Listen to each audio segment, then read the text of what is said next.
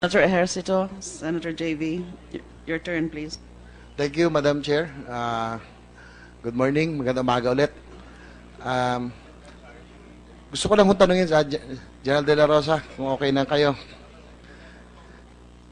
Kasi po sa nangyayari niya, kanina ho na nakikinig ako ng hearing na tinanong ni Senator Lacson, ano ang kakaiba ngayon? Sabi niyo na yung suporta ng Pangulo ay isang malaking moral booster sa ating pong mga kapulisan. Tama ho ba?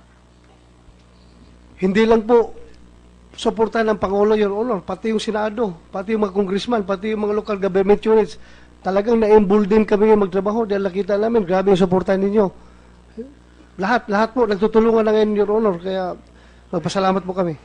Ang gusto ko lang hong tanungin kasi para ang lumalabas na ang mga pulis ay kumbaga gusto lang nilang matuwa ang kanilang mga superior, ang kanilang pong siguro hanggang Pangulo, ay tanong ko lang, i-risk ba ng ordinaryong pulis ang kanilang karir, ang kanilang yung mga benepisyo, ang kanilang buhay para lamang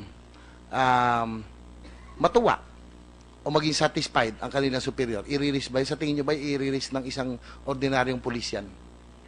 Diyan po nakikita ang leadership ng PNP, Your Honor. How you motivate your men. Ako, sabi ko sa kanila, I'm willing to die anytime. Pwede nyo kong patayin anytime. Basta ako, ibubuhis ko yung buhay ko sa gira ng droga. So, nakikita ko po, Your Honor, yung aking mga kapulisan po ay sumunod sa akin. Marami na pong pulis ko namatay, may mga wounded po. Kaya na-encourage po sila, Your Honor.